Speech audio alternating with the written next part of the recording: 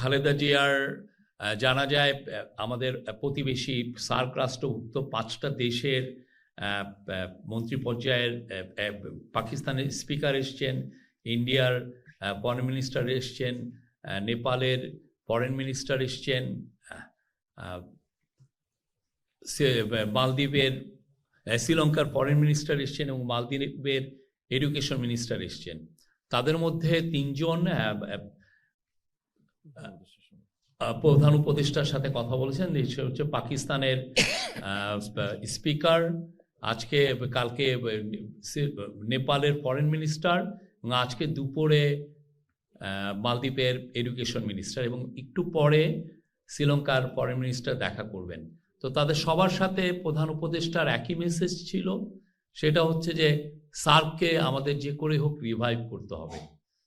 উনি বলেছেন যে এই যে সবাই আসলেন, এসে বেগম খালেদা জিয়াকে তারা ট্রিবিউট প্রদান করলেন, তাদেরকে যে রেসপেক্ট শো করলেন, এটা বোঝা যায় যে সার্কের স্পিরিট, স্যার বলেছেন, প্রফেসর ইউনুস বলেছেন যে সার্কের spirit is alive and well. এই সার্কের স্পিরিট আমাদের ধরে রাখতে হবে, উনি এটা বারবার জোর দিয়ে বলেছেন। এবং যারা ফরেন ডিগনিটারি এসছেন তারা ওভারওয়েলম হয়ে গিয়েছেন, তারা বারবার বলেছেন এত বিশাল ফিউনারাল ওনারা দেখেননি এবং যেই সুন্দরভাবে এটা কন্ডাক্ট হয়েছে সেটারও প্রশংসা করেছেন। তারা খালেদা জিয়ার কে রেসপেক্ট শো করেছেন এবং তারা বিএনপির অ্যাক্টিং চেয়ারপারসন তারেক রহমানের কাছে যে তার সাথে কথা বলেছেন, তাদের কন্ডোলেন্স জানিয়েছেন। উনি যখন স্পেশাল অ্যাসিস্ট্যান্ট হিসাবে নিয়োগ পেলেন চিফ অ্যাডভাইজারের, তখন উনি লিয়েনে এসেছিলেন। উনি ওনার যে পূর্ব কর্মস্থল থেকে উনি লিয়েনে এসেছিলেন। এখন ওনার রিটায়ারমেন্টের টাইম হয়ে গিয়েছে, ফলে উনি যেটা হলো যে উনি আবার ওনার পূর্ব কর্মস্থলে ফিরে যে রিটায়ারমেন্টটা করে তারপরে এসে আবার ওনার নতুন করে আবার অ্যাপয়েন্টমেন্ট হয়েছেন। এটা আসলে ওনার আপনারা জানেন তো, ওনার কাজেরটাকে ফ্যাসিলিটেট করার জন্য এটা একটা টেকনিক্যাল বিষয় ছিল। মহামান্য রাষ্ট্রপতির তো একটা সেক্রেটারিয়েট আছে, আপনারা ওনাদেরকে জিজ্ঞেস করবেন। বাংলাদেশে ট্যাক্স জিডিপি রেশিও ওয়ার্ল্ডের ওয়ান অফ দ্য লোয়েস্ট। তো আমরা ইচ্ছা করলেই অনেক ক্ষেত্রে ট্যাক্সটা কমানো সম্ভব হয় না, কারণ গভর্নমেন্টের যেই মেজারটা নেওয়া হলো, এতে গভর্নমেন্টের 30 কোটি টাকা ট্যাক্স লস হবে। 30 কোটি টাকা, তো 30 কোটি টাকা এটার জন্য তো আমাদের তো অনেক ব্যয়ের নতুন করে আবার ট্যাক্সের সংস্থান করতে হবে। তো সরকার এটা নিয়ে যথেষ্ট কনসালটেশন করেছেন এবং এমনভাবে ট্যাক্স ইনসিডেন্সটা রাখা হয়েছে যাতে ডোমেস্টিক ম্যানুফ্যাকচারিংও এর জন্য এনকারেজ ফিল করে, আবার যারা ইম্পোর্ট করেন তারাও যাতে একদম ক্ষতিগ্রস্ত না হন। এটা আগে একটা মুভ ছিল যে একটা ন্যাশনাল ডেটা অথরিটি করা, তো এখন আপাতত এটা এই কাজটা আপাতত শেলড হয়েছে। এই জায়গায় যেটা হচ্ছে যে ইলেকশন কমিশন যে কাজটা করছে তারাই এই কাজটা করবে এবং যাতে ইলেকশনের বিষয়ে কোনো হ্যাম্পার না হয়, যাতে খুব স্মুথলি ইলেকশনটা হয়।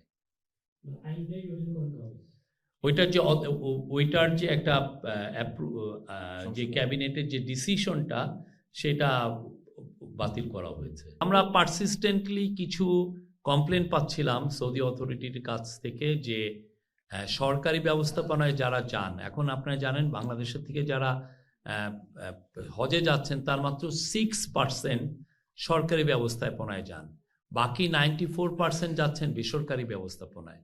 তো দেখা যাচ্ছে তাদের সাথে যারা যাচ্ছেন, তারা যাদেরকে হজে নিয়ে যাচ্ছেন, তারা আসলে খুব প্রপারলি এই পুরো বিষয়গুলো তারা যাদেরকে হজ যাত্রীদেরকে এগুলো বুঝান না। অনেক ক্ষেত্রে দেখা যায় যে সৌদি যেগুলো নিয়ম আছে সেগুলোরও ওনারা ঠিকমতো মানতে চান না।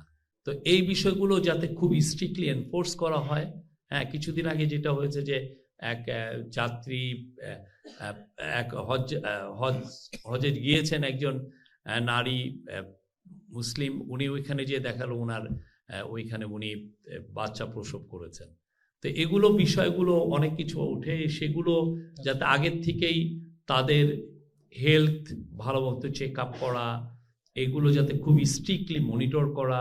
এই জন্য বাংলাদেশকে ইন্টারিম গভর্নমেন্ট একটা ভালো নির্বাচন অর্গানাইজ করতে পারবে, ভালো একটা নির্বাচন উপহার দিতে পারবে।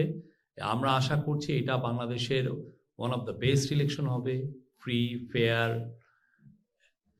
পার্টিসিপেটরি, ক্রেডিবল, ইনক্লুসিভ, আপনি ফেস্টিভ, সবই আমরা মনে করছি যে এটা একটা, এবং শুধুমাত্র তো পার্লামেন্টারি ইলেকশন না, গণভোটেও সেটা, এবং আমরা মনে করছি যে খুবই রেকর্ড পরিমাণ টার্ন আউট থাকবে, এবং সেই অনুযায়ী যা যা ব্যবস্থা নেওয়ার, সিকিউরিটি অবশ্যই একটা, অনেকে এই কথাগুলো বলেন, এটা নিয়েও বারবার মিটিং হচ্ছে।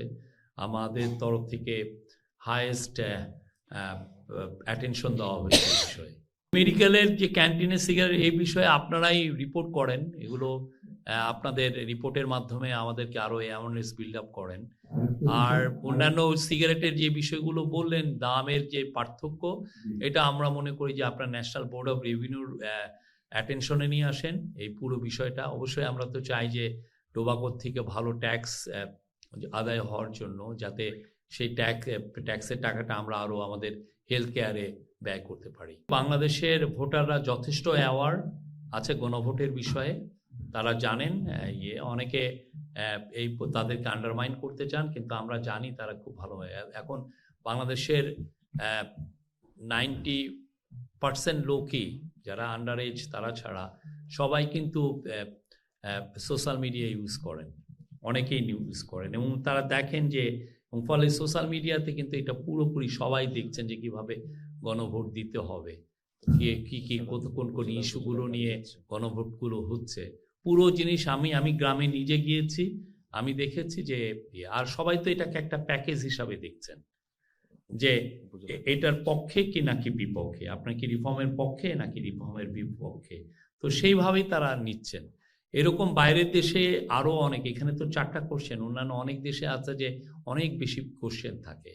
আর আমাদের এখন তো লিটারেসি রেট আরও বেশি। আপনি জানেন বাংলাদেশের লিটারেসি এখন রেট হচ্ছে এখন ক্লোজ টু 80%। তো যেটা আমাদের প্রথম যখন গণভোট হয়, আমার যেটা জানা মতে 1977-এ 27%, ওই সময় আমাদের লিটারেসি রেট ছিল 27%। তো আমরা আশাবাদী যে মানুষ আরও জানবেন, আরও আমাদের হাতে এখন পর্যন্ত 41 দিন আছে। তো উই হোপ সবাই এই বিষয়ে, আর সরকারও এই অ্যাওয়ারনেস রেজিংয়ের জন্য যথেষ্ট কাজ করছেন। ভোটের গাড়ি পুরো সারা বাংলাদেশে ঘুরছে, তারা 68টা ডিস্ট্রিক্ট এবং 300টা উপজেলায় যাবে। আমরা আশা করছি যে মানুষের 64টা ডিস্ট্রিক্ট এবং 300 উপজেলায় যাবে। আমরা আশা করছি তাদের অ্যাওয়ারনেস থাকবে। আর গণমাধ্যম, আপনারাও খুব ফ্যান্টাস্টিক কাজ করছেন, আপনারা প্রায়ই এটা নিয়ে রিপোর্ট করছেন গণভোট নিয়ে, এবং আপনাদের মাধ্যমে অনেকে এই বিষয়টা আরও ভালোভাবে জানছেন। আমার মনে হয় যে সামনের গভর্নমেন্টগুলো এটা ভেবে দেখবেন। আমাদের হাতে তো সময় মাত্র 6 সপ্তাহ। তা বাট সব কিছুরই তো বিকল্প আছে। আপনি যেটা আজকে যেটা মনে হয় যে বিকল্প নাই, সামনে এটার দেখবেন। আপনি একটা সময় ছিল এই কুষ্টিয়ার, মিরপুর, এই আশেপাশের অঞ্চল ছিল তামাক উৎপন্ন এরিয়া, ওইখানে তো এখন অনেকে তামাক আর করেন না। আমি যে জায়গা থেকে এসেছি মাগুরায়, আমার মনে আছে আমি ছোটবেলায় দেখেছি অনেকে টোবাকো লাগাতে, টোবাকো প্লান্টিং করতে। এখন ওইখানে একটা ফসলও হয় না, টোবাকো কেউ করেন না। তাই আপনি যেটা ভাবছেন যে এটার অল্টারনেটিভ নাই, সেটা কিন্তু ঠিক না। যথেষ্ট অল্টারনেটিভ আছে, বাট এই পুরো বিষয়গুলো সামনের গভর্নমেন্টগুলো দেখবেন। আমাদের মূল বিষয়টা কি? মূল বিষয় হচ্ছে বাংলাদেশে প্রচুর মানুষ এই তামাক এবং তামাকজাত সিগারেটের ধূমপান, বিড়ির ধূমপান এবং তামাকজাত পণ্য ব্যবহারের কারণে খুব অকালে মারা যাচ্ছে। এটা আমাদের পাবলিক হেলথের প্রতি একটা খুব ভয়ানক রকমের এটা একটা থ্রেট। তো আমরা সেই জন্য জনগণের সুরক্ষার জন্য, জনস্বাস্থ্যের সুরক্ষার জন্য এই কাজটা নেওয়া হয়েছে। আমরা আশা করছি যে সামনের গভর্নমেন্টগুলো তাদের ফোকাসটা বজায় রাখবে। টার্ন আউট আমরা আশা করছি খুব ভালো টার্ন আউট হবে, এটা তো বলা যায় না, বাট আমরা আশা করছি একটা স্বতঃস্ফূর্ত একটা প্রেজেন্স থাকবে দেশের। এবং সবচেয়ে খুব বড় একটা বিষয় হচ্ছে যে পোস্টাল ব্যালট। বাংলাদেশে প্রথমবারের মতো পোস্টাল ব্যালট চালু হয়েছে। কালকে পর্যন্ত 7 লাখ বাংলাদেশি ডায়াসপোরা ভাই বোন এইখানে লিস্টেড হয়েছেন, তারা পোস্টাল ভোট দিবেন। এবং কালকে যখন নেপালের ফরেন মিনিস্টার স্যারের সাথে কথা বলেন, উনি কিন্তু এই বিষয়টা জানতে চেয়েছেন যে আমরা কিভাবে করছি। ওরা কিন্তু খুব নিবিড়ভাবে বাংলাদেশের এই পোস্টাল ব্যালটটা দেখছে, কারণ নেপালেরও প্রচুর মানুষ বিদেশে থাকেন, তারা পুরো সারা বিশ্বে ছড়িয়ে আছেন, তাদের জন্য এটা একটা ইম্পর্টেন্ট। এবং বাংলাদেশ চাচ্ছে যে এটা একটা এমন একটা গ্লোবাল স্ট্যান্ডার্ড সেট করতে, যাতে আশেপাশের অনেক দেশ এটাকে ফলো করতে পারেন। আজকে, গতকাল, আজকে এবং আগামীকাল আমাদের জাতীয় শোক, এটা রাষ্ট্রীয় শোক দিবস। তো সেই ফলে আমরা এখন রাষ্ট্রীয় শোকের সময় আমরা যে উৎসবটা করছি সেটা আমরা করছি না, বাট ছেলেমেয়েরা সবাই, আমরা তো, উনি তো বললেন 83% ছেলে মেয়ে বই পেয়েছে। এটা একটা বিগ অ্যাচিভমেন্ট।